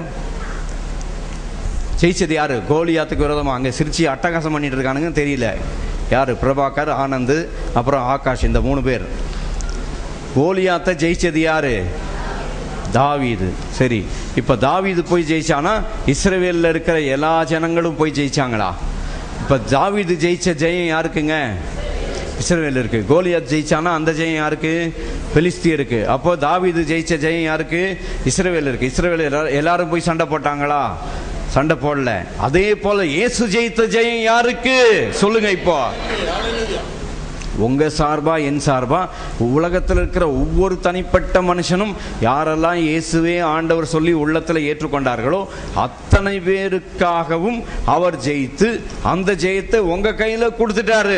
நீங்க போய் சண்டை போட்டு ஜெயிக்க வேண்டியதில்லை. நீங்க ஜெயிச்சிட்டீங்கன்னு சொல்லி வாலிப தம்பிமாருக்கு சொல்லணுமா? தம்பி, நீ இங்க என்னுடைய கூட்டத்துக்கு வந்தீங்கன்னா நீ ஜெயிச்சிருவேன், நான் உனக்கு ஜெயிக்கிறதுக்குரிய டிப்ஸ் தர்றேன், 20 பாயிண்ட் தர்றேன், 15 பாயிண்ட் தர்றேன்னு நான் தரல. ஒரே பாயிண்ட்லயே சொல்லி பிடிச்சிட்டேன். என்னது? எத்தனை பாயிண்ட்? ஒரே பாயிண்ட். என்னது? இயேசு ஜெயிச்சார்.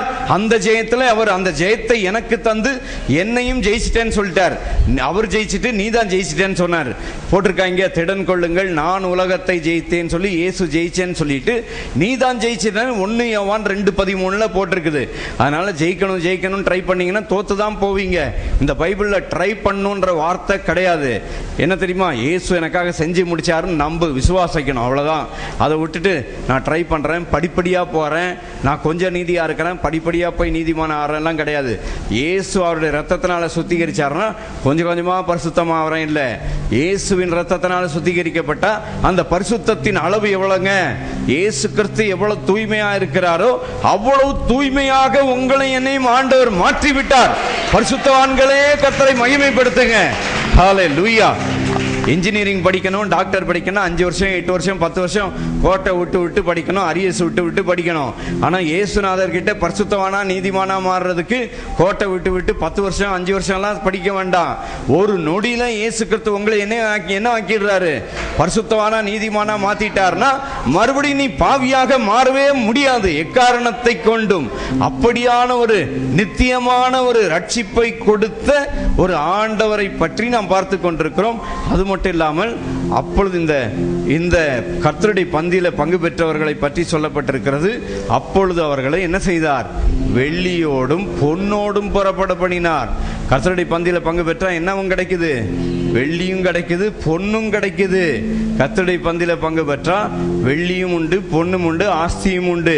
இப்பதான் நம்ம பார்த்தோம் எஸ்ரா 6:10 இந்த பரலோகத்தின் தேவனுக்கு அங்கே இடைவிடாத பலி செலுத்தப்பட வேண்டும் என்று சொல்லி, குறைவில்லாமல் கொடுங்கள் என்று சொல்லி, எனது பலி சுகந்த வாசனையான பலியாக அவருக்கு செலுத்த வேண்டிய பலிக்குரிய எல்லா பொருட்களையும் கொடுங்கள் என்று அங்கே எஸ்ரா 6:10 ஒரு ராஜா சொன்னான்.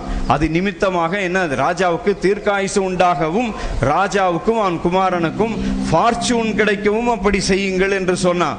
அதனால உங்களுக்கு எனக்கும் தீர்க்காயுசு உண்டாகவும் உங்களுக்கு எனக்கும் சிறப்பான ஃபார்ச்சூன்ஸ் ஆசீர்வாதம் கிடைக்கவும் இந்த பந்தியிலே நாம் பங்கு பெறுகிறோம். ஹல்லேலூயா. எத்தனை பேர் இந்த ஆண்டவர் இயேசுவை பார்த்துட்டீங்க? என்னுடைய செய்தியிலையோ இல்ல எனக்கு முன்னால பிரசங்கம் பண்ணாரு டாக்டர் ராஜா திலகர், அவருடைய செய்தியிலையோ இயேசு சிலுவையில செய்து முடித்ததை நீங்க என்ன செய்ய முடியாது?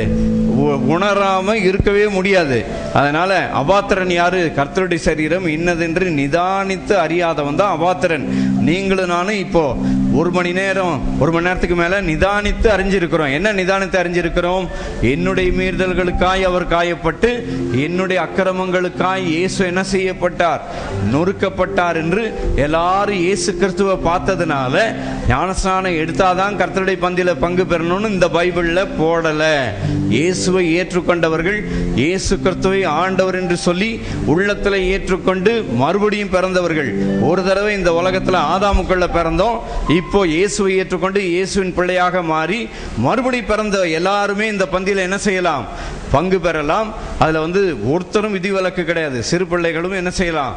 பங்கு பெறலாம். ஏன் சிறு பிள்ளைகள் பங்கு பெறலாம்னா 1 கொரிந்தியர் 7:14 சொல்லி இருக்குது, இப்பொழுது உங்கள் பிள்ளைகள் பரிசுத்தமாயிருக்கிறது.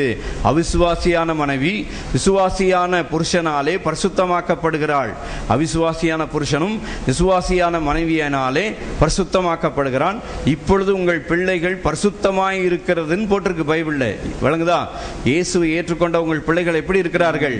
பரிசுத்தமாக இருக்கிறார்கள். 1 கொரிந்தியர் 7 வீட்டுக்கு போய் ஃபுல்லாக படித்து பாருங்க, விளங்குதா?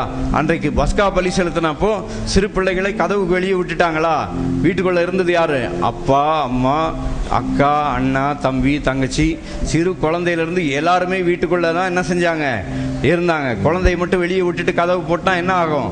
குழந்தையை மட்டும் பிசாசு கொண்டு போயிடுவான். அதனால சிறு பிள்ளையிலிருந்து பெரியவர் வரைக்கும் எல்லாருமே இந்த பந்தியில் என்ன செய்யலாம்? பங்கு பெறலாம். இயேசுவே ஆண்டவர். இப்போ இந்த சிறு பிள்ளைகளுக்கு தெரியுமா தெரியாதா? இந்த அப்பம் எதை குறிக்குது? அப்பம் எதை குறிக்குதுன்னு உங்க பசங்க கிட்ட கேட்டா என்ன சொல்லுவாங்களா? சொல்ல மாட்டாங்களா? அப்பம் எதை குறிக்குது? இயேசுவின் சரீரம். ரசம் எதை குறிக்கிறது? இயேசுவின் ரத்தம்.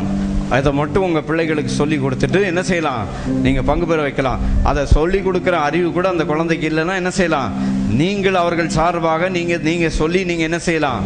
அந்த பிள்ளைகளுக்கு அந்த ஆதாமின் கிரியை நேரிடாதபடிக்கு கர்த்தர் ஒரு பாக்கியமான ஒரு ஆசீர்வாதத்தை கர்த்தர் தந்திருக்கிறார். அதை பிசாசுக்கு எடுத்து போட்டு நீ பங்கு பெறக்கூடாது, வருஷத்துக்கு ஒரு தடவைன்னு சொல்லி ஒரு சில சபையில் மாற்றி வச்சிருக்கிறாங்க. இங்கே உங்களுக்கு விஷயம் தெரியுமா? 40 நாட்கள் இங்கே தினமும் கர்த்தருடைய பந்தியை வைத்து நாங்கள் கொண்டாடுகிறோம். ஹல்லேலூயா, க்ளோரி. இப்போ அப்படியே எல்லாரும் இப்போ இவரு சுதாகர் வந்தாரா? வந்துருக்கிறாரா இல்லையா? சுதாகர் பிரதர் வந்திருக்கிறீங்களா?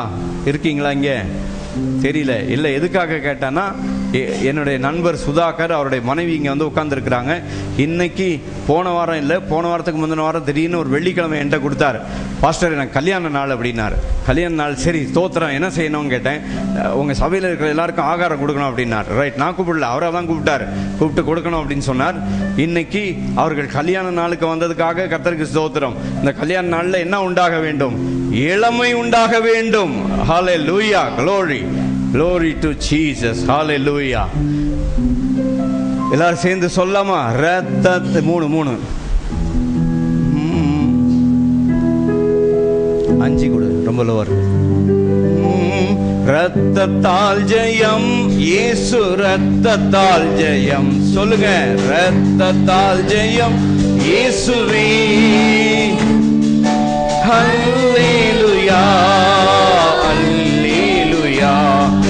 ரத்தத்தால் ஜெயம் இயேசுவே.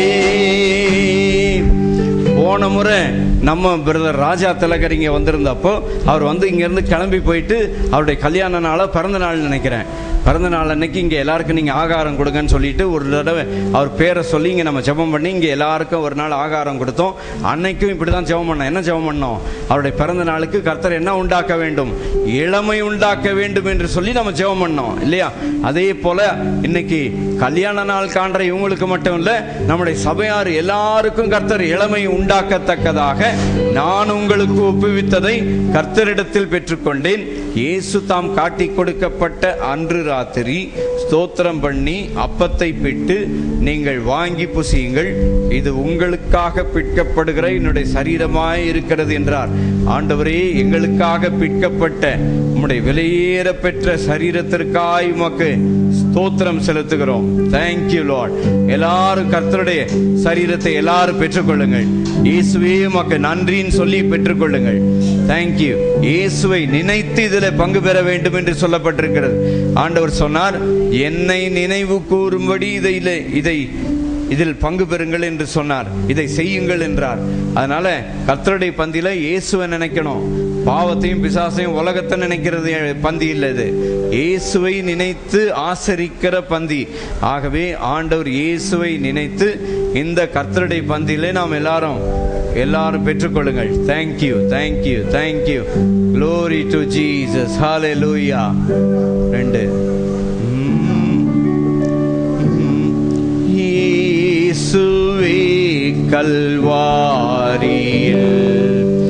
என்னை வைத்து கொள்ளும், பாவம் போக்கும் இரத்தமா திவ்ய ஊற்றை காட்டும்.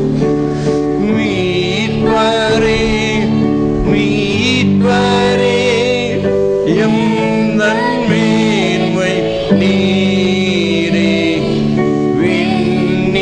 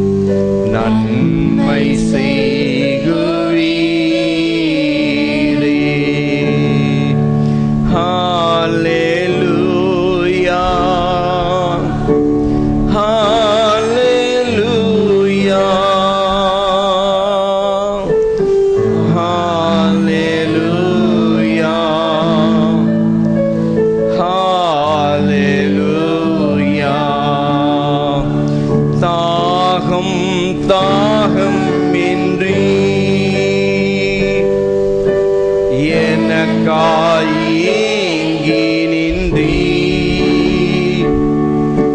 தாகம் தாகம் என்றீர்,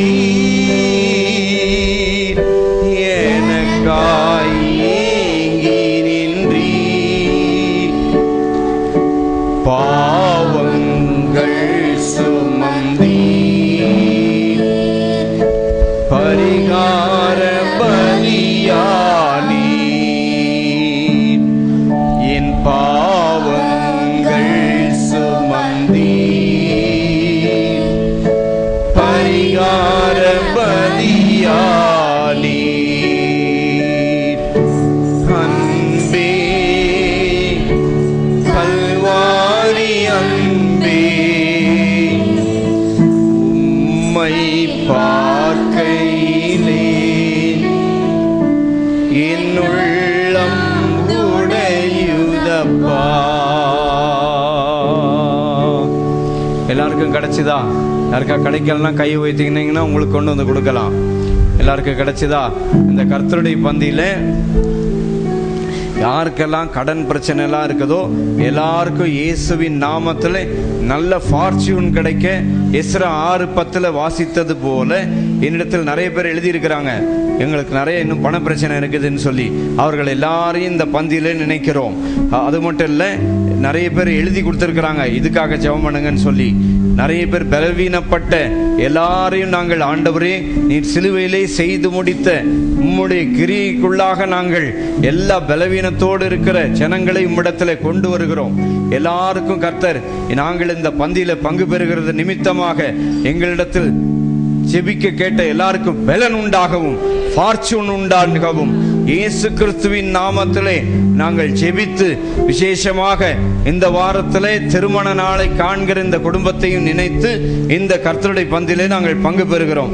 ஆண்டவரே உமக்கு ஸ்தோத்திரம். உடைய சரீரத்திற்காய் நம்ம எல்லாரும் கர்த்தருடைய சரீரத்தை புசிக்கலாம்.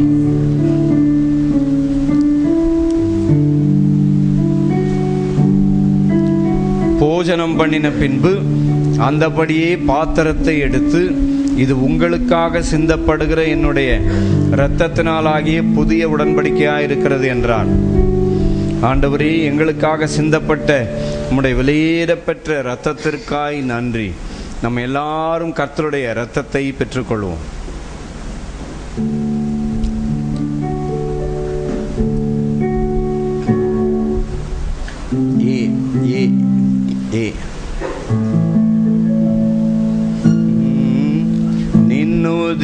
நின்னுதிரமதினால் தீரம்தனின் ஜீவ புது வழியாம். நின்னுதிரமதினால் தீரம்தனின் ஜீவ புது வழியாம். நின்னடியார்க்கு பிதாவின் சந்நிதி சேரவுமே சந்ததம். நின்னடியார்க்கு பிதாவின் சேரவுமே சந்ததம். ஸ்தோத்திரம் இயேசுநாதா, உமக்கென்றும் ஸ்தோத்திரம் இயேசுநாதா.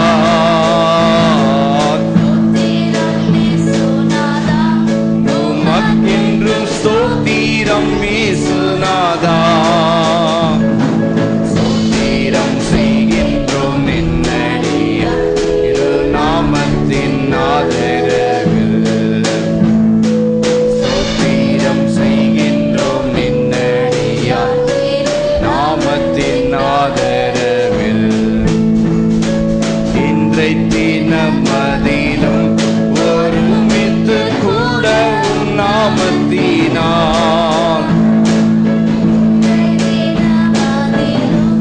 ஒருமித்து கூடவும் நாமத்தினால், தந்தனின் கிருபைக்காக ஸ்தோத்திரம் ஸ்தோத்திரமே. தந்தனின் கிருபைக்காக ஸ்தோத்திரம் ஸ்தோத்திரமே. ஸ்தோத்திரம் இயேசுநாதா, என்றும் ஸ்தோத்திரம் இயேசுநாதா. ஸ்தோத்திரம்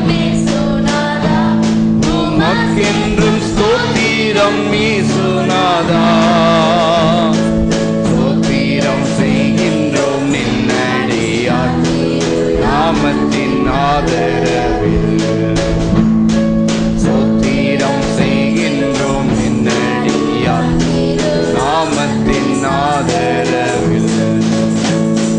வானதூத சேனைகள் மனோகர கீதங்களால் எப்போதும் வானதூத சேனைகள் மனோகர கீதங்களால் எப்போதும் ஓய்வின்றி பாடி துதிக்க மாபெரும் ஓய்வின்றி பாடி துதிக்க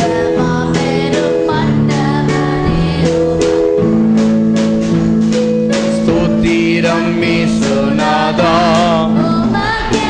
ஸ்தோத்திரம் இயேசுநாதா ஸ்தோத்திரம் இயேசுநாதா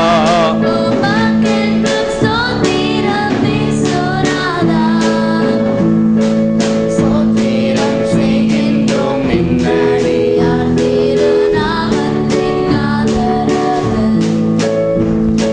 ஸ்தோத்திரம் செய்கின்றோம் நின்னடியார் திருநாமத்தின் ஆதரவு. Thank you Lord. எங்களுக்காக கொடுத்த உம்முடைய வெளியேற பெற்ற இரத்தத்திற்காய் நன்றி. நம்ம எல்லாரும் கர்த்தருடைய இரத்தத்தை பானம் பண்ணலாம்.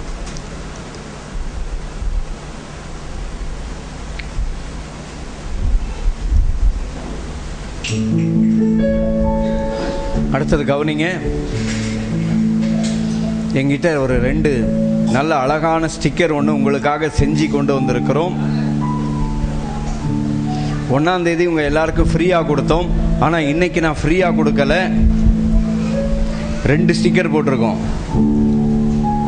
ஐ will pass all my goodness before you. 1, என்னுடைய சகல நன்மையும் உனக்கு முன்பாக கடந்து போக பண்ணி. இன்னொன்று என்ன தெரியுமா?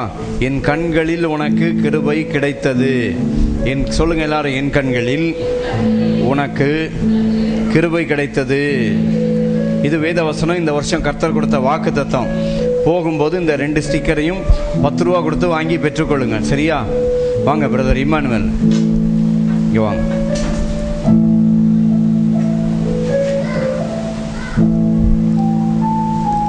ஒன்று 5 ரூபா. சரியா? போகும்போது அவர் இடத்துல பெற்றுக்கொள்ளுங்கள். எல்லாரும் ஜெபம் பண்ணுவோம். கண்களை மூடி இயேசுவை நோக்கி பார்ப்போம். மறந்துடாதீங்க, சாயங்காலம் இந்த வாரத்தில் இன்னைக்கு சாயங்காலமும் இங்கே ஜெப கூட்டம் உண்டு. 6:30 மணிக்கு ஆரம்பித்து 8 மணிக்கு முடிப்போம். தினமும் இங்கே 7 மணிலேருந்து 8 மணி வரைக்கும் கரெக்டாக 8 மணிக்கு முடிச்சிருவோம். நீங்கள் லேட்டாக வந்தீங்கன்னா இங்கே யாரும் இருக்க மாட்டோம். சரியா? அப்புறம் கவனிங்க. அப்புறம் ஒரு சிலர் என்கிட்ட கேட்டாங்க, போன வருஷம் பாஸ்டர் தினமும் சாயங்காலம் யாரோ இட்லியோ சிக்கன்லாம் கொடுத்தாங்க. கர்த்தருடைய இது பாடு மரணங்களை அனுபவிக்கிறதுக்கு யாரும் சிக்கன் சாப்பிட மாட்டாங்க, இப்படிலாம் இருந்தாங்க. போன வருஷம் என்கிட்ட ஒரு சிலர் கேட்டாங்க, போன வருஷம் தினமும் ஏதாவது ஒரு டிஃபனோ என்னமோ கொடுத்தாங்க. நான் போன வருஷம் இந்த டிஃபன்லாம் கொடுக்கறதுக்கு நான் யாருக்கிட்டையும் நீங்கள் கொடுக்குறீங்களா கொடுக்கலையான்லாம் கேட்கல. அவரவர் வந்து கொடுத்தாங்க. இந்த போன வாரத்தில் நேற்று ஒருவர் வந்து கொடுத்தார்கள். அதனால் நீங்கள் ஏதாவது டிஃபன் ஒரு 25 பேருக்கும் 30 பேருக்கு இட்லியோ வடையோ நீங்கள் செஞ்சு கொடுக்கணும்னா என்கிட்ட சொல்லிட்டு கொடுங்க. ஏன் என்கிட்ட சொல்கிறேன்னா, ஒரே நாள் 2 பேர் கொண்டு வந்துடக்கூடாது, அதுக்காக சொல்கிறேன். ஏன்னா அப்படி போன வருஷம் நடந்துச்சு, ஒரே நாள் 2 பேர் கொண்டு வந்து. அதனால் என்ன செய்யுங்க, முதல்ல என்கிட்ட சொல்லிடுங்க. ஒரு 30 பேர் இல்லை 40 பேருக்கு ஏதாவது ஒரு நீங்கள் ஒரு லைட்டாக ஏதாவது செஞ்சு கொடுக்கணும்னா, இல்லை என்னால் செஞ்சு கொடுக்க முடியல பாஸ்டர் யாரை அரேஞ்ச் பண்ணி செஞ்சு கொடுக்கணும்னா, எப்படி ஒரு 1000 ரூபா கொடுத்தா செஞ்சு கொடுத்துடலாமா? ஒரு 25-30 பேருக்கு. சரியா? ரைட். எல்லாரும் ஜெபம் பண்ணுவோம். எல்லாரும் கர்த்தரை நோக்கி பார்ப்போம். நம்ம எல்லாரும் கண்களை மூடி இயேசுவை நோக்கி பார்ப்போம். எங்களை நேசிக்கிற அன்புள்ள பிதாவே, இந்த நல்ல ஆராதனை நாளுக்காக உமக்கு நன்றி ஆண்டவரே. எருசலேமின் தேவனுக்கு குறைவில்லாமல் அவருடைய பலி செலுத்த சுகந்த வாசனையாக பலியாக குறைவில்லாமல் கொடுக்கப்பட வேண்டும் என்று ராஜாவுக்கு தீர்க்காயுசும் ஃபார்ச்சூனும் கிடைக்கும்படிக்கு அப்படி பலி செலுத்தும்படிக்கு வேதத்திலே நடந்தது போல ஆண்டவரே நாங்கள் உம்முடைய சரீரத்தையும் உம்முடைய இரத்தத்தையும் நினைவு கூர்ந்து சபையார் எல்லாரும் உம்முடைய பந்தியிலே பங்கு பெறுகிற பாக்கியத்தை தந்தபடியால் உம்மை ஸ்தோத்தரிக்கிறோம். ஆண்டவரே, வலுவாதபடி உங்களை காக்கவும் என்று சொல்லி வலுவாமல் எங்களை பாதுகாக்கிற எங்கள் தேவாதி தேவன் ஆண்டவர் இயேசுவுக்கு மகிமை செலுத்துகிறோம். ஹல்லேலூயா. உமக்கே மகிமை உண்டாகத்தக்கதாக ஆண்டவரே, நீர் சர்வ வல்லவராக, நல்லவராக, வல்லவராக, போதுமானவராக உம்முடைய ஜனத்தை ஒவ்வொரு நாளும் இந்த வாரம் முழுவதும் ஆண்டவரே நீர் ஆசீர்வதித்து உம்முடைய ஜனத்தை நடத்தும்படியாய் உம்முடைய ஜனத்தை நாங்கள் ஆசீர்வதிக்கிறோம். ராஜா, இஸ்ரவேல் ஜனங்களை பார்த்து மோசேயை ஆசீர்வதிக்க சொன்ன நீர் தந்த வேத வசனத்தை வாசித்து உம்முடைய ஆசீர்வாதம் உம்முடைய ஜனத்தின் மேல் தங்கி இருக்கத்தக்கதாக கர்த்தர் தம்முடைய முகத்தை உன்மேல் பிரகாசிக்க பண்ணி உன்மேல் கிருபையாய் இருக்க கடவர். கர்த்தர் தம்முடைய முகத்தை உன்மேல் பிரசன்னமாக்கி உனக்கு சமாதானம் கட்டளையிட கடவர் என்பதே சபையார் எல்லாரும் சேர்ந்து இயேசுவின் நாமத்தில் ஆமேன். அப்படியே அந்த கிருபை இன்றைக்கு எத்தியோப்பியாவுக்கு கடந்து போகிற சகோதரர் மீதும் கர்த்தருடைய பாதுகாவல் உன்னதமானவருடைய மறைவு தங்கி இருப்பதாக இயேசு கிறிஸ்துவின் நாமத்தில் ஆசீர்வதிக்கிறோம். என் ஆத்துமாவே கர்த்தரை ஸ்தோத்தரி, என் முழு உள்ளமே அவருடைய பரிசுத்த நாமத்தை ஸ்தோத்தரி. என் ஆத்துமாவே கர்த்தரை ஸ்தோத்தரி, அவர் செய்த சகல உபகாரங்களை மறவாதே. உன் நோய்களை எல்லாம் குணமாக்கி உன் பிராணனை அழிவுக்கு விலக்கி மீட்டு உன்னை கிருபையினாலும் இரக்கங்களினாலும் முடிசூட்டி நன்மையினால் உன் வாயை திருப்தியாக்குகிறார். கழுகுக்கு சமானமாய் உன் வயது திரும்ப வாழ வயது போல் ஆகிறது. ஆமேன், ஆமேன். க்ளோரி. 3 இந்த வாரம் கடைசி சனிக்கிழமை வருது. ஒவ்வொரு மாதமும் கடைசி சனிக்கிழமை நம்ம கர்த்தருடைய சமூகத்தில் வந்து ஆண்டவருக்கு நன்றி செலுத்தும் பண்டிகையாக கொண்டாடுகிறோம். ஆகவே இந்த வாரம் சனிக்கிழமை காலையில் 10 மணிலேருந்து மதியம் 2 மணி வரைக்கும் இங்கே ஆண்டவருக்கு நன்றி செலுத்துகிற ஜெபம் நடைபெறும்.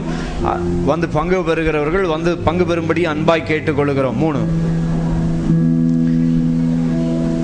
துதி கனமகிமையுமக்கே போயெல்லாமுமே போயெல்லாமுமே துதி கனமகிமையுமக்கே ஓ நீரே ராஜாவே. ஹல்லேலூயா. ஸ்தோத்ரம் ஸ்தோத்ரம் ஸ்தோத்ரம் மிக ஸ்தோத்ரம் ஸ்தோத்ரம் ஸ்தோத்ரம் ஓ நீரே ராஜாவே. ஹல்லேலூயா. துதி கனமகிமையுமக்கே போயெல்லாமுமே போயெல்லாமுமே துதி கனமகிமையுமக்கே ஓ நீரே ராஜாவே. ஹல்லேலூயா ஹல்லேலூயா ஹல்லேலூயா ஹல்லேலூயா ஹல்லேலூயா ஹல்லேலூயா ஹல்லேலூயா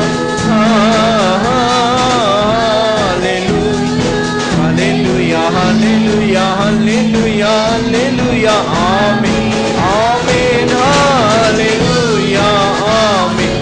ஹல்லேலூயா ஹல்லேலூயா ஹல்லேலூயா ஆமென். ஹல்லேலூயா. கர்த்தருடைய ஆசீர்வாதம் உங்களோடு இருப்பதாக. ஆமென் ஆமென். அப்படியே சேர சைடில் போட்டுட்டு பாயை போட்டு எல்லாரும் பந்தியில் பங்கு பெற்று போகும்படியா என்பாய் கேட்கிறோம்.